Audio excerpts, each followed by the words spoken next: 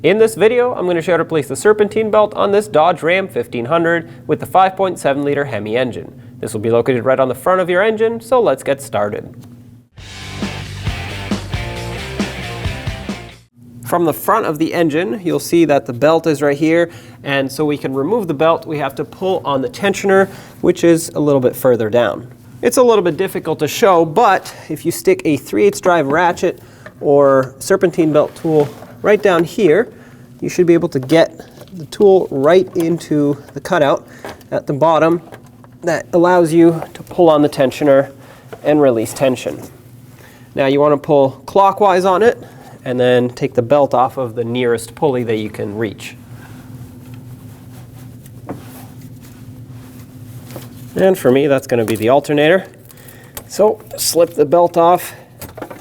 All right, let go of your tool. Remove your tool. Now we can finish removing the belt off of all the pulleys.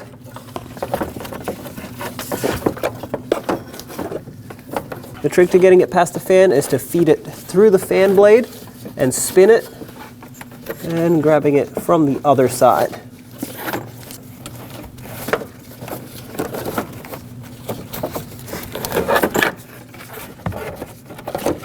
And there it is.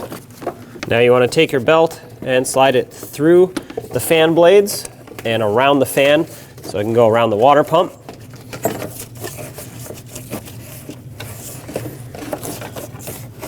Just like that. And on the screen, here's the belt routing diagram so that you can make sure it's routed on the correct pulleys in the correct direction.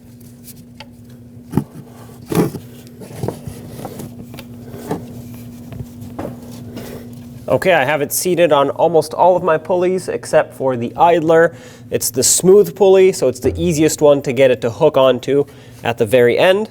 So I'm going to put my tool into the tensioner, remove tension, and slip the belt over the pulley.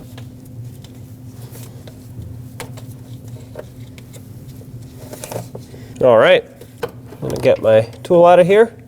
Double check all of the pulleys to make sure the belt is sitting in all the ribs and it's centered on all the flat pulleys. This all looks great to me, so belt is installed. When only the best will do, demand TRQ. The only company that lets you view before you do. TRQ is committed to offering the highest quality aftermarket auto parts that are engineered for peace of mind. Thanks for using and viewing with TRQ.